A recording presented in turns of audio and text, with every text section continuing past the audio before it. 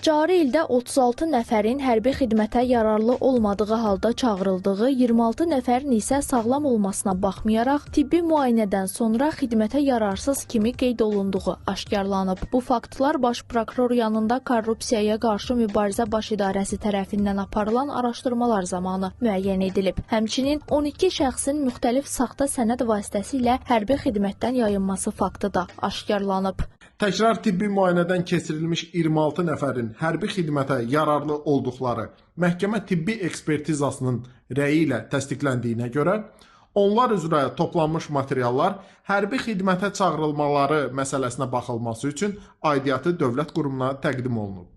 Sözgedən dövr ərzində qeyd olunan sahədə qanunvericiliyin tələblərinin pozulması faktları ilə bağlı bir əməliyyat axtarış tədbiri keçirilib və bunun nəticəsində cinayət işi başlanaraq ibtidai istintaq aparılır.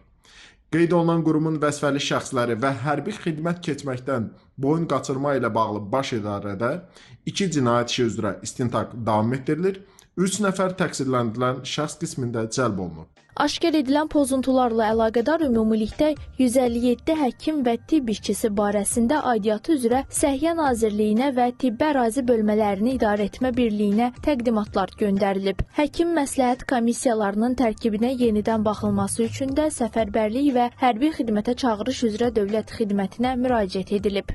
Qeyd edək ki, bu sahədə daha kəsərli tədbirlərin görülməsi nəticəsində Baş İdarədə 2023-cü ildə 23, 2024-cü ildə isə 49 material üzrə araşdırma aparılıb. Ümumilikdə 6 əməliyyat axtarış tədbiri keçirilərək nəticədə 6 cinayət işi başlanaraq məhkəmələrə göndərilib. 2023-2024-cü illər ərzində qanun pozuntularından çəkindirmək məqsədi ilə aidiyyatı qurumun vəzifəli şəxsləri barəsində 5 halda prokuror təsir tədbirləri tətbiq olunub. Bundan başqa 2023-2024-cü illər ərzində Korrupsiyaya qarşı mübarizə baş idarəsində həmin dövlət qurumunun vəzifəli şəxsləri və hərbi xidmət keçməkdən boyun qaçırma ilə bağlı 13 cinayət işi istintaq olunaraq baxılması üçün aidiyyatı üzrə məhkəməyə göndərilib.